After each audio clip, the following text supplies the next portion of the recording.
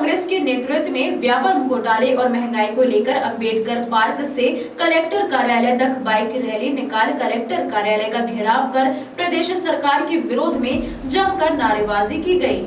दरअसल बढ़ती महंगाई और कुछ दिनों पूर्व पीईबी अंतर्गत कांस्टेबल भर्ती परीक्षा और संविदा वर्ग 2 की परीक्षा में पेपर लीक किए जाने के विरोध में कलेक्टर कार्यालय का घेराव राजपुर विधायक एवं पूर्व गृह मंत्री बाला बच्चन, पूर्व कृषि मंत्री और कसरावद विधायक सचिन यादव के नेतृत्व में बड़ी संख्या में यूथ कांग्रेस के कार्यकर्ताओं ने शिवराज सरकार के विरोध में जमकर नारेबाजी की। वहीं पूर्व कृषि मंत्री सचिन यादव ने महंगाई के सवाल पर बताया, कांग्रेस के समय में भाजपा को महंगाई डायन लगती थी, अब लगातार पेट्रोल, डीजल, सरिया, सीमेंट और कई वस्तुओं की कीमत आसमान छू रही है। कलेक्टर घेराव के दौरान जिला यूथ कांग्रेस के जिला अध्यक्ष सहित पदाधिकारी और कार्यकर्ता उपस्थित रहे।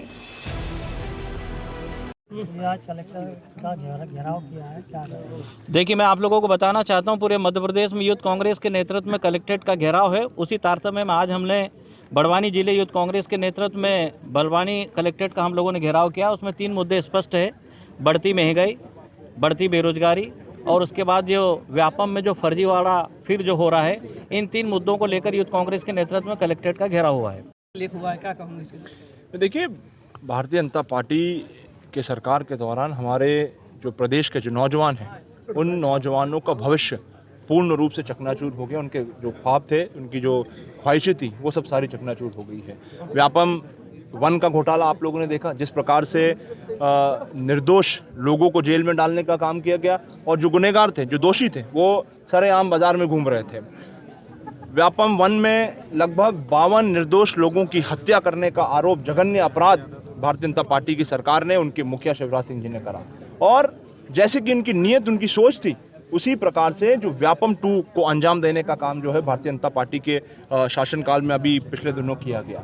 उनके एक मंत्री के कॉलेज से पेपर लीक किया जाता है और उस पेपर लीक में साफ भारतीय जनता पार्टी के नेताओं का, मंत्रियों का हाथ सामने दिखाई देता है, नेता पुत्र का हाथ साफ दिखाई देता है, उनके जो ओएसडी हैं, उनके ओएसडी का हाथ साफ दिखाई देता है। लेकिन ये सारी चीज़ें, सारे तथ्य सामने आने के बावजूद भी सरकार जो है के कान पर जू नहीं रेंग रही है। और हम सभी युवा साथी जो हमारे प्रदेश के जो नौजवान हैं, नौजवानों के साथ में खड़े हुए हैं, उनकी लड़ाई लड़ने का काम हम लोग संसद से लेकर सड़क तक करने का काम हम लोग करेंगे। और जब तक हमारे प्रदेश के जो नौजवान हैं, उन नौजवानों को उनको हक नहीं मिलेगा, हमारे बेरोजगारों को उनके हाथों में रोजगार नहीं मिलेगा, कांग्रेस पार्टी और युवक कांग्रेस लगातार जो है उनके हक की लड़ाई लड़ने का काम लगातार करती रहेगी। लगातार महंगाई बढ़ रही है, इसको लेकर क्या कहें? देखिए, जब कांग्रेस की सरकार थी तो महंगाई डायन लगती थी, लेकिन अब जिस प्रकार से बेहताशा जो है महंगाई बढ़ रही है, चाहे पेट्रोल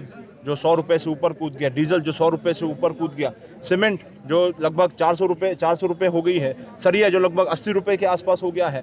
इससे जो एक गरीब आदमी है, एक सामान्य आदमी है, जो आवाम है, आम जनता है, उसके लिए अपना जीवन यापन करना एक चुनौती बन गई है, एक संघर्ष बन गया है। और सरकार उनकी आवाज़ को सुनने के बजाय, इस महंगाई को कम करने के बजाय, उस दिशा में कोई कदम, ठोस निर्णय, नीतिगत फैसले लेने के बजाय सरकार सिर्फ अपनी पीठ थपथपाने का काम कर रही है। और जनता जो है, जनता आज बेचारी परेशान